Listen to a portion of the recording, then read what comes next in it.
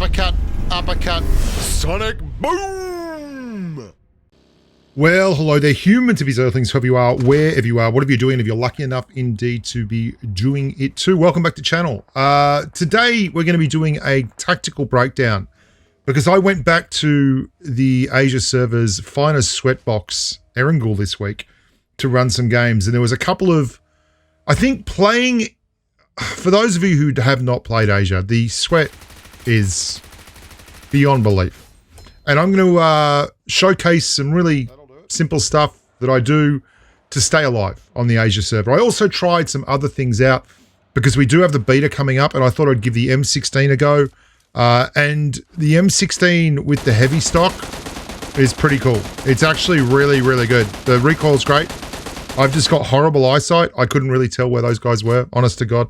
And I had a good game with this gun, and really, it's, once you get it dialed in, I haven't done the sensitivity for it, but once you get it dialed in, it's a really, really effective, like, spray weapon. It also uses less ammo, in my opinion, than the M4, just because you can do it in kind of 5-round bursts that are really pretty quick, but not so fast they get to turn around and headshot you. So there will be a video coming up on an F16 with a heavy stock and the barrel extender if it goes through from the beta in the same state it is now, where it just flat raises damage. This is a Primorsk hot drop. Now, Primorsk is one of the most popular hot drops on Asia for God only knows what reason. Primorsk, Saveni, like there's a couple of towns on the coast, like Milta Power will get stuff, Pubg not really. It's quite bizarre how much we love. Oh, and straight away you see doubling. So straight down, and you've got to be aware that there's someone coming in. So you get in the corner, clear the incoming, right? Go to the next room so he can't shoot me if he was still on the other side, and then we're going to get super sweaty. And this is why I love playing Asia. It brings out the sweat in me. We go straight out the window, straight to the corner. He's already been knocked and thirsted his mate, so he doesn't have any clue where I was, which is one of the reasons why I thirsted him for sure. Move back around, just make him think we're over this side, so he goes back inside, and there we go. Now that's dirty, that's thirsty, that's sweaty. I am the sweat. I live on the Asia server. It's my server. I can't really make any bones about it. It's how we make a living over here. But obviously that's a knock. So I'm staying down because, as I said, Primorsk is an absolute bucket of pain. When it comes to going through this place, you've got to be very, very careful. Like, this guy's going to push all the way up and then just hold on the fence. And he's not alone. There's another squad here, and I end up leaving Primorsk without fighting them. There's multiple people on the blue 2 stack just to my north, and they never come out. Even when it's deep, deep blue, they just stay there, and I just end up leaving and finding an M16, and here we fire at the space where he's got to come. He has to come to that space, so we just fire at it, and we get the win. Back over the wall because we heard the noise, and there's 2 guys, but they're both bots, so we won't be showing you that. Go the Honey Badger. Simple reminder here too that hard cover is where you should be taking all your gunfights from, even if it's just a little lifeguard tower out the back of G-pole crates on a hot drop, and you've already had a mate thirsted, and you want to make sure that you tidy up the squad that did it for him. Reset your peak. There's the guy Barry already hit once. Restart. I'm moving back to hard cover here as soon as this is done, and that's why I don't get waxed by the bloke who's on top of the crates. And then we repeat, hard cover, hard cover, hard cover, hard cover, hard cover. Doesn't matter if it's a rock, a tree, a wall, a box, anything that's hard cover is what you want to be using. This is, I'm going to show you a whole sequence here at Millbase because this is absolutely why I think solo squatting for me is so much easier at times than squad versus squad. Because Erangel has such bad loot. It's very hard to supply a full squad. We do a fake grenade, the guy moves back. There's a bot out on the right. I'm going to wait for him to come in. So when you solo squad, look, I've got 2 ARs. I've got full level 2 gear. I've got some grenades. I've only got a boost, but that's pretty good, right? Coming out of one building. 4 people can't do that. And then I'm able to be much more agile than I would with 4 people. Now, there was a duo that landed here, right? I wait for the bot to come in, and then I'm going to take the opportunity to actually outsweat this kid as well. Like, here we go. This is... really? Because for all I know, he's got a DBS. That's generally what will happen here. This is a whole reason why a lot of these tactics develop, is because if they have a DBS and you push, doesn't matter if you hit 3 or 4 shots, they'll hit 1. Now, I understand the fact that he knows I'm on top. That's not the problem. It's a problem for him. It's not a problem for me.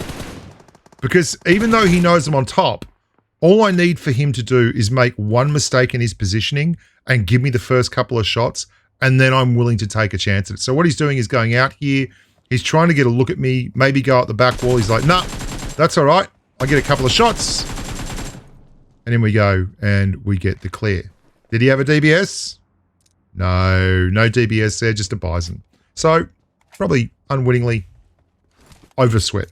But, you know, I'm alive. He's not. Now, there was a guy that was killing everyone over here. He would have heard. Here he comes. Gonna wait. Switch to the M4. That's the Raven. That was the ace eliminator. Now, he was a knock, and he was the ace eliminator. The odds of him being solo are extraordinarily low. So what a lot of people would make the mistake of doing here is immediately going and looting that crate. That's a big problem. If you go and loot that crate, I guarantee you'll do that a couple of times in Asia, and then you will be upset because you keep getting killed. And the reason for this, and this may well be the case in Asia and EU and all over the place, is that what a lot of Asia players will do, whether they're in a random squad or even just in their normal squad, is they will play with 0 risk. So if their mate's knocked in the open, and to try to stop me from thirsting their mate requires them leaving cover and taking a gunfight where they could possibly be killed, they will just let their friend get thirsted. Everyone that's played Asia knows this is true. I'm sure it happens a lot on NA as well, but this is nearly like the golden rule on Asia. Now, I am actually talking this through because I was going to use this as a gameplay video, but it was just a little bit slow, so I didn't give the whole gameplay. Watch what I do here. This is something that you can't do when you're in a full squad, and you wouldn't need to because you could just all push forward and give each other cover.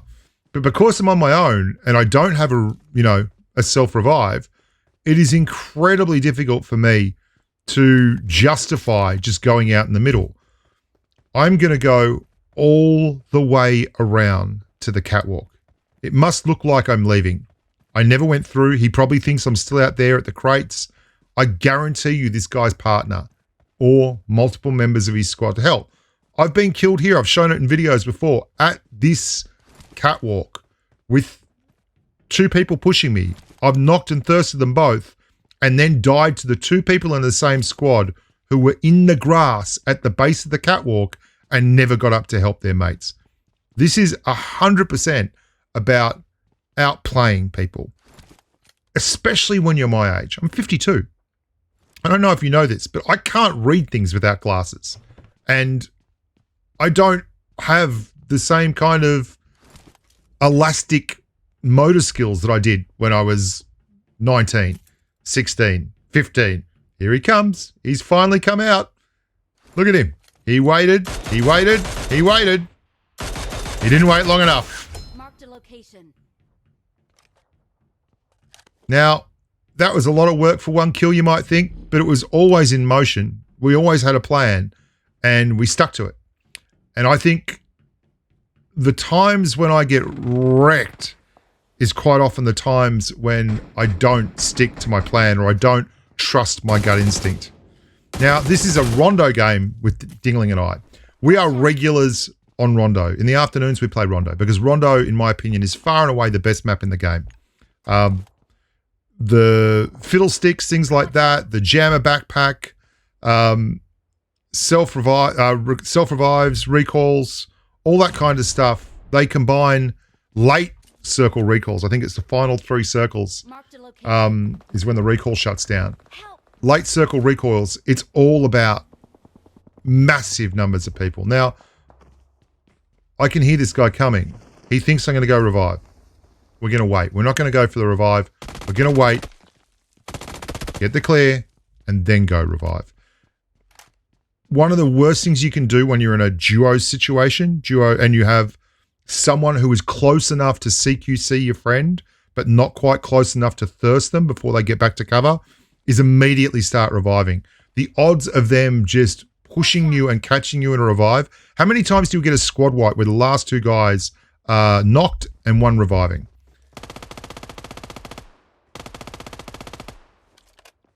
These apartments, by the way, are fantastic. You can see that's the same squad of the guy that I just pushed and that killed after knocking McDingling.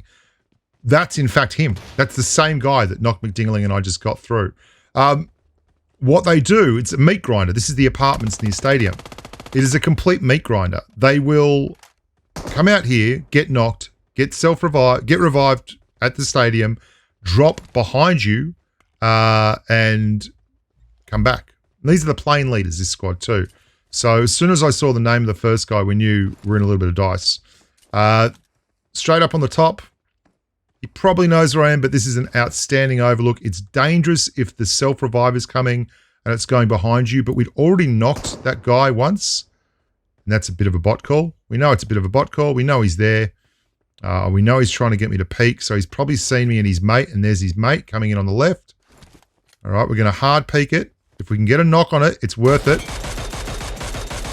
Nope, couldn't get the knock. Here he comes again. Mate, he lasted a split second. And then the bot came out, and that guy completely fell for the bot. Thought he was getting pushed by the bot. I've done the numbers in my head. I saw 3 people drop here. We've got one guy twice. This is the third guy who's been it's the guy knocked me ding-a-ling. There's only one left, and he is stuck on a wall out there with a DP-28. Watch out. The maths of PUBG Mobile, the speed of PUBG Mobile, they're all things that you have to take into account. And when you start grinding like this, especially duo squads, I in fact think duo squads could be my favorite mode of the game because there's enough teamwork and there's enough speed and agility and loot that you can get really quick at it and really good at it. And it's an absolute superb way of playing. I'm Bushka. Thank you so much for watching. More tactical stuff coming up this week. Keep your heads and eyes open and look under the Christmas tree and you'll find another game-changing bit of advice from the big bloke from down under. If you like the video, subscribe, stick around for the channel, and just generally be nice to each other and have a good time. Until next time, au revoir, amigos.